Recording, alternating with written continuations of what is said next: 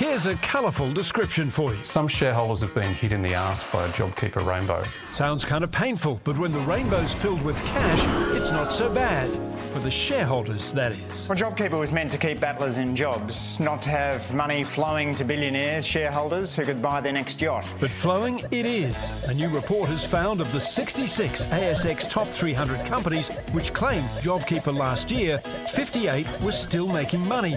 But here's the real kicker. 34 of those companies actually increased their profits on pre-pandemic levels. We summed up all of those who had improved their performance, and the amount of JobKeeper they'd received turned out to be 284 million. On average, JobKeeper payments accounted for about 20% of those companies' underlying earnings. And they could be the tip of the iceberg. We only know about the listed companies because the government hasn't released the rest of the information. But if this is true across the entire program, that means more than $10 billion is wasted. Among the companies who saw profits boosted, Domain, Carsales.com, Nick Scali, NIB and Accent Group, which owns Athlete's Foot.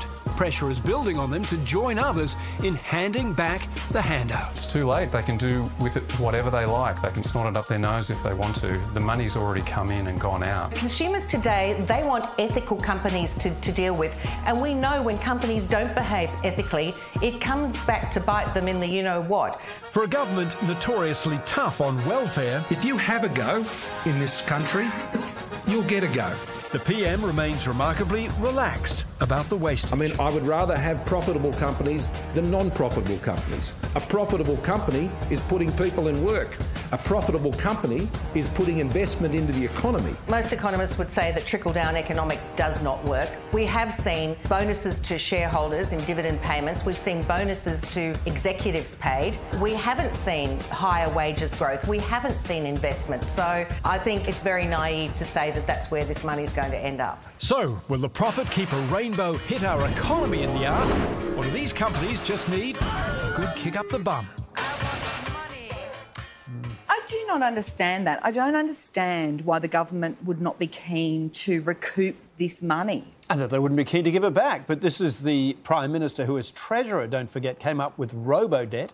The whole purpose was to pursue people who might have been overpaid on welfare benefits. It turned out not only was it illegal, but in many cases they weren't overpaid on their welfare benefits, but they had to prove that they weren't. Correct. So they like after the nickels and dimes, but these hundreds of millions of dollars. Why? Because why don't they? The PM says he loves a profitable company if it's coming off taxpayers. From expert opinions to in-depth analysis and reporting, the Project YouTube brings you the biggest stories from Australia and around the globe. Hit the subscribe button now for news delivered straight to your feed.